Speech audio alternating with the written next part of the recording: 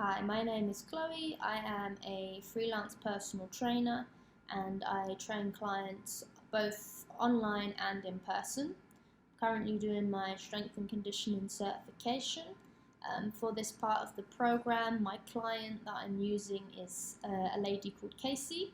She's one of my online clients. She plays rugby sevens. Her position is a hooker, so she's in the scrum. However, rugby sevens differs to 15s because players really have to be all-rounders, regardless if you're in the scrum or if you're a winger. Everyone needs to be quick, explosive, and powerful, and have good general all-body strength. So it's very much an all-rounder sport. Working with Casey early on, the difficulty she had so far was gaining mass, like muscle mass, and also gaining strength. Even though she's played now for 3 years, she hasn't really made any improvements in either one of those ways. So I took a look at her training, and the training she was doing was good. So it was not so much about what she was doing. So we had a look into her nutrition, and I got her to track her calories for a week, and it turned out she was eating very much below what she needed. Even if she was a very inactive person, the calories were still far too low to maintain kind of a healthy lifestyle. So I gave her a calorie target, and that she now tracks that to make sure she's taking on enough calories, and which is really helping with her training. Currently, it's the competitive season, and the players are training twice a week for an hour and a half, and this is very much skill specific with aerobic kind of conditioning thrown in. And they play normally once a fortnight, a tournament, and these can last from around 12 midday to 6 p.m. and you can play about 4 or 5 matches within that time. So it's very high demand. They're short, quick games, but they're very intense. So there's quite a lot of elements of fitness that are really important for the performance there. When setting Casey's goals, we had to really take into consideration the fact that it was the competitive season already, and we didn't want to do anything that would impair her performance. So, for example, she had issues gaining muscle mass, but if we were to work on a program that looked at significantly increasing her mass, it may impair her performance, it might slow her down, and that's not something that we wanted. So we wanted to focus on something that was more beneficial kind of instantly. So we were looking at gaining strength and explosive power. That was kind of the best thing to go for while we're still in the season like this. She has 2 times a week already rugby training, so we didn't want to work out too many times to kind of add fatigue. So she's just doing 2 gym-based sessions for this program. The type of training we decided to go with was a contrast training style, and we'd be pairing a heavy lift with a plyometric exercise. And the plyometric exercise would work the same muscles in the same kind of way as the heavy lift. Now, this style of training can really help improve explosive power and strength, and even in a short space of time, it can show improvement, which is the most beneficial thing at the moment for Casey because we're already in the competitive season. The plyometric side of things, basically plyometric exercises really focus on that strength shortening cycle. And then with improving this, it helps improve your speed, your strength in general, and the muscle's capability of stretching and contracting really quickly. And this in turn is what helps make you faster and more explosive. Now, if I take you through one of our training days, we'll go through kind of from warm-up, the main activity, through to cool-down.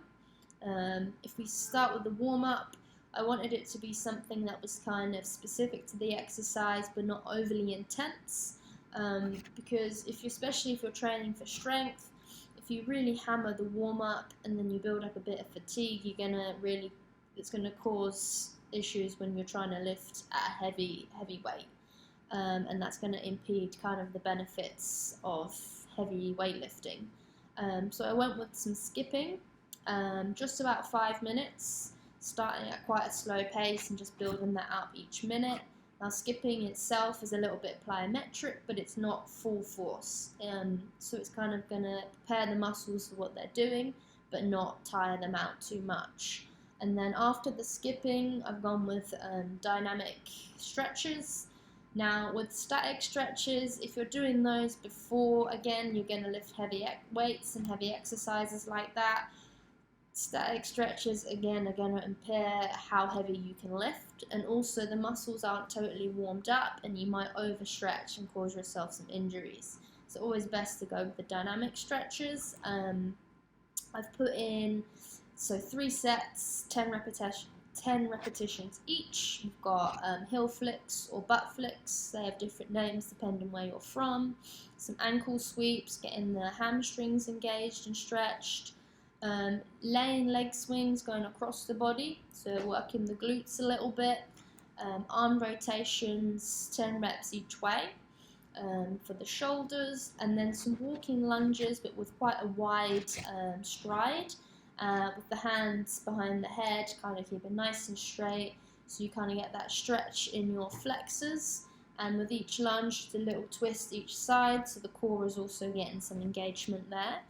And then I've gone with just 10 standard body weight squats and then 10 walkouts with a press. So that's basically starting from standing, hands down on the mat, walking yourself out into like a straight arm plank position, going down like a push-up, coming back up and walking yourself back and standing up. So this is kind of getting the whole body moving and engaged in a dynamic way. And I've just said 3 sets of that. I don't want too much to happen. I want the body to be warm and ready but not tired. If we now look at the first exercise pairing that I gave for Casey, it was a barbell back squat and a forward box jump. Now the reason I put these 2 exercises together is because they're using the same muscle group in a very similar way. And pairing them together is very beneficial for improving explosive power and strength of the legs. And the legs are something, you know, especially for rugby or any kind of sport where you've got to run a lot, explosive power in the legs is really important. So for the barbell back squat, I'm going to have Casey using about 80% of her 1 rep max, and she'll be doing 5 repetitions. Now with the squat form, it's really important that you keep the neutral spine, you keep your eyes forward, and also when you think about where your positioning of your feet are and your knees, you want your feet about shoulder width apart, toes slightly pointed outwards, and you want to squat down, pushing those knees out over your toes. You don't want those knees buckling in or pushing too far out. You can cause damage to the joints, especially when you're lifting heavy. You've got to be really careful with your form. I'd like her ideally to come down below the 90 degree to get the most out of her squat, and to come down with slow control and come up quite fast and explosively. Once she's completed 5 repetitions like this, she'll then rest 60 seconds before moving on to the forward box jump. Now with the box jump, most important thing with plyometric exercises is that yes, it's a challenging height, but it is doable for the amount of sets and reps you want to do, and also that you're landing correctly. So again, you're not causing any damage to your joints. Now for the box jump, Casey will set up fairly close to the box, probably about a foot width away from it. Again, you want to squat down and then explode out of that squat kind of position very quickly, so you're down and straight back up again to get the benefit of the muscle recoil, and then landing 2-footed onto the box with soft knees and then stepping back down. Again, she would do this one for 5 repetitions and then rest for 3 minutes before doing her next set. Now I've only put 3 sets for each pair of exercise for week 1. It's important, especially when you're doing plyometric exercises, that you don't overdo it straight away because it can cause injury, especially if the person is not used to doing lots of plyometric exercise. So 5 reps of the barbell back squat, 60 seconds rest, 5 reps of the forward box jump, 3 minutes rest, set 2, repeat, set 3, and then before moving on to her next pair, she will rest for 3 to 5 minutes. Now the second pairing of exercises I gave for Casey is a bench press and a lying med ball pass or throw. I paired these together again because they're using the same muscles in a very similar way. For the lift, it will be 8% of the 1 rep max, and again 5 reps of both exercises, 3 sets. The rest in the middle will be 60 seconds, and the rest between each set will be 3 minutes, and then she'll rest for 3 to 5 minutes before moving on to the next pair. Now, if we talk a little bit about the form, with a bench press, you want to make sure, especially if you're lifting heavy, number 1, have a spotter. So I've put in the notes, please use a spotter, because obviously if something goes wrong and you're lifting 80% of your 1 rep max and that comes down on you, that's going to be a big problem, and that's going to cause you some injuries and maybe some serious harm. So number 1, have a spotter. Number 2, make sure you set yourself up on the bench right before you even take the weight. So you want to get on the bench, get your eyes directly under the bar, make sure your feet are planted flat on the ground and that you've got a good base and you feel stable. You want to engage your core, which a lot of people don't do with a laying exercise. And again, the shoulder blades are going to be contracted, and the grip you get, you want to be probably just outside of your shoulder width. A lot of people make the mistake of gripping too far apart. And that puts a lot of strain on the shoulders, and it's not using the muscles in the way they should be used.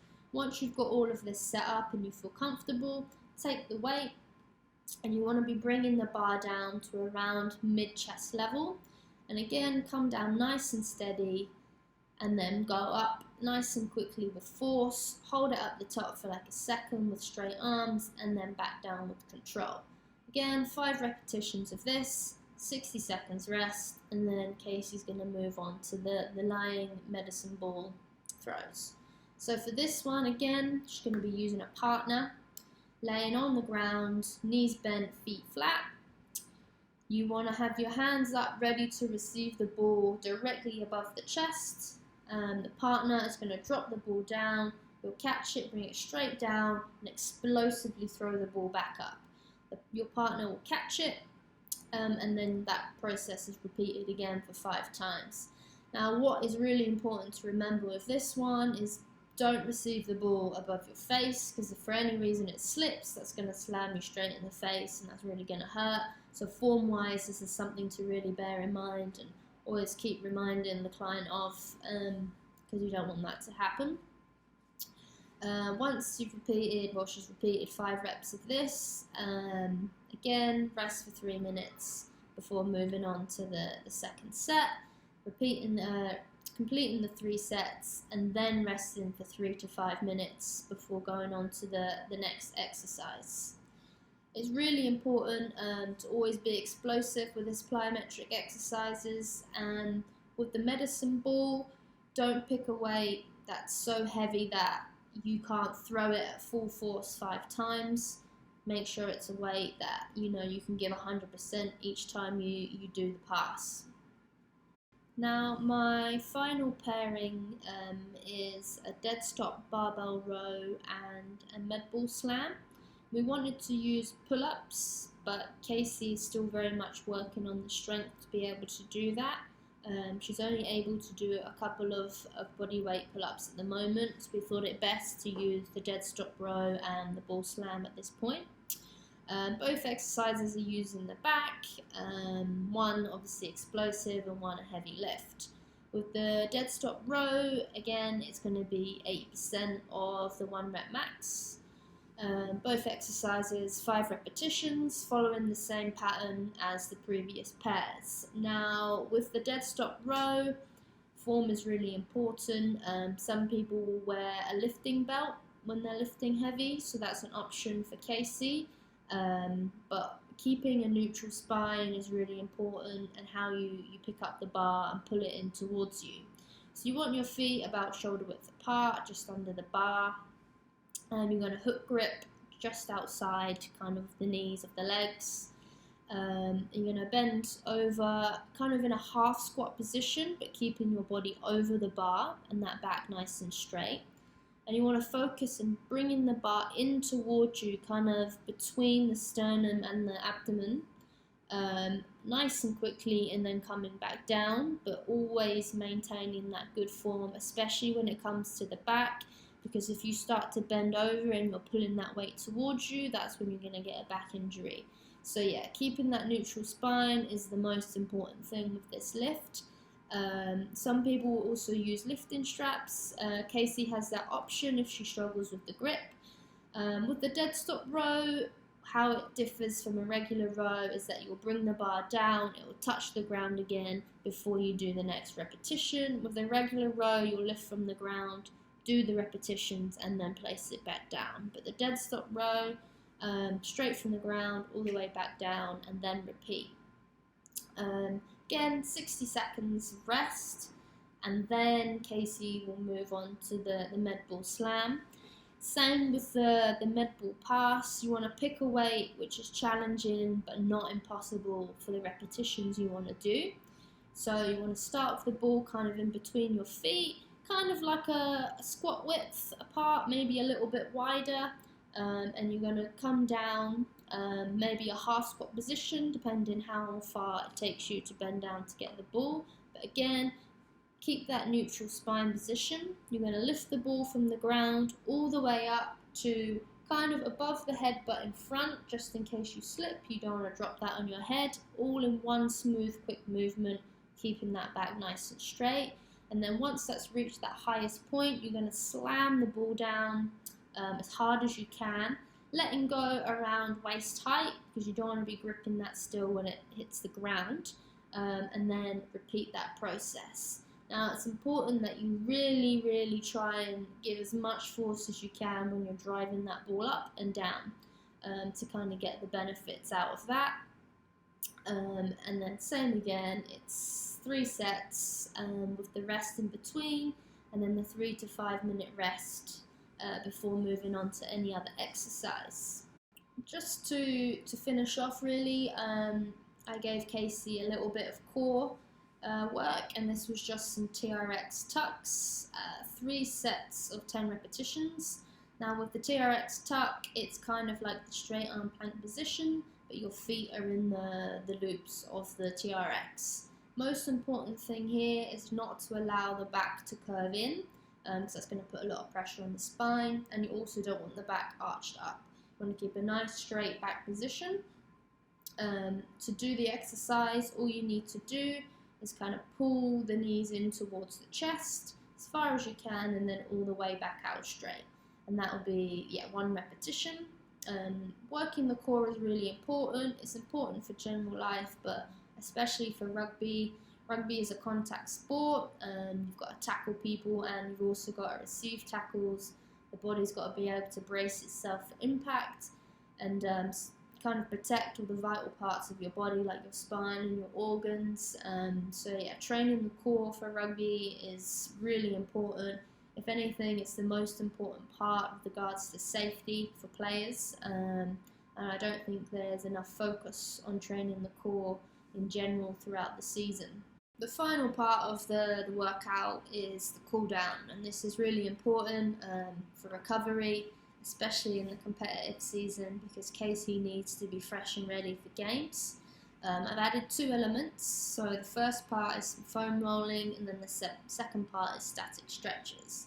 Now I've put in foam rolling because I find it great, and it's really great for releasing the muscle tension. And when you've been doing strength training, like lifting heavy weights and plyometrics, all of the contraction of the muscles can make the muscles really tight and short. And you really want to try and elongate those muscles again and help them relax. So foam rolling is great. I've put down a little list of muscles she needs to hit. The hamstrings is a really important one. Rugby players really struggle with tight hamstrings because they're very quad dominant, with the explosiveness of sprinting and also kicking. Some of the girls are kickers, and throughout the game they'll be kicking for all of the players. Also a focus on the calves because they get really tight when doing plyometric exercises. The glutes. Glutes again, if you've got tight glutes, that's going to affect your lower back as well as the hamstrings affecting that. The quads, of course, they would have done a lot of work with the jumping and they would have been one of the prime movers there. A little bit of work with the upper back, rolling the upper back and the lats. And also I added in a bit of trigger point, especially with like the chest and around the shoulders. It's quite hard to get in there with a foam roller because it's too big. So I gave Casey some instructions of how to use kind of a tennis ball or a trigger point ball inside here, rolling around, finding any tender points, applying the pressure there and holding it there for a few seconds and then working that area. And that's kind of really helping with the tightness kind of in her shoulders. With rugby, obviously tackling, all that impact is on the shoulders and it tends to be one side more than the other as well. That can cause a little bit of an imbalance and a lot of tightness up one side.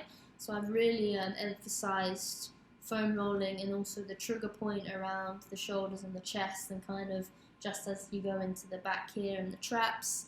And I've said to focus around 30 seconds to a minute on each area. It really depends if you find tightness, you know.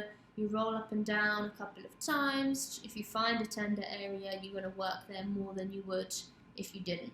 So I said 30 to 60 seconds, but with some kind of variation, you know, if it needs more, do some more, there's no harm. The only place where you want to be a little bit careful of doing too much is the IT band, because it's quite a sensitive area, and if you really over-roll it and aggravate it, it can be quite sore.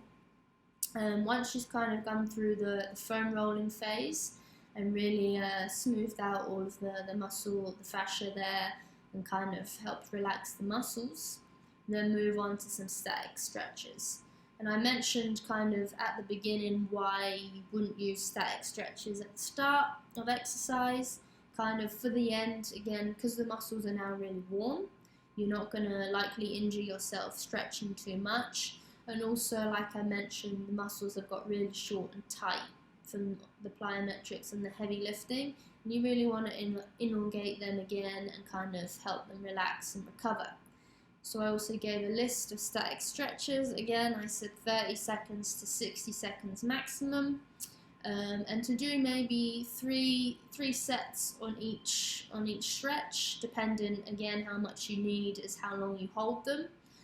Quite often I advise Casey that you might want to hold a stretch, relax it, and then go a little bit further. So I gave a list of stretches. So a calf stretch, again, the calf gets a lot of work with plyometrics, just to hang off the edge of a step, so toes on the step, let the heels hang down and stretch that calf out, and just kind of really relax into that one. One of my favourites is the downward dog, so you can feel that kind of through your calves, your hamstrings, kind of a little bit in the lower back if you're tight, and that's a really good stretch to hit a lot of places at the same time. And then an elevated hamstring stretch. Like I said, the hamstrings tend to be quite a problem area for rugby players, and we get a lot of hamstring injuries throughout the season. Then a laying glute stretch, and also the pretzel stretch for the glute. Bringing that foot over the knee, and pulling it in towards you and getting that stretch really on the outside of the glute. And then a laying quad stretch, and then again a lunging hip flexor stretch, but this time rather than doing the walk-in lunges, to obviously hold it in that one position, hands behind the head, and really get that stretch in there. And then for the chest, I find like stretching in a doorway is really good, to kind of lean into that stretch. You can do that with 2 hands or single hands. And then the upper body, a good stretch I found for kind of releasing the back, a resistance band. If you hook that over a bar and you grip the band, make sure there's some tension on it, and you can kind of lean back into the stretch and get that really nice stretch here down the side. and again hold that for a few seconds, let it relax, and then try to go a bit further into the stretch. They're the main kind of cool down stretches and things I put in. I also mentioned doing a little bit of jogging and slowly slowing that pace down to a walk for about 10 minutes as soon as you've kind of finished from your last exercises. And yeah, you want to get that in before you do your stretches, just to bring that heart rate back down to a resting level, because heavy lifting and plyometrics, that really does get the heart rate up quite high.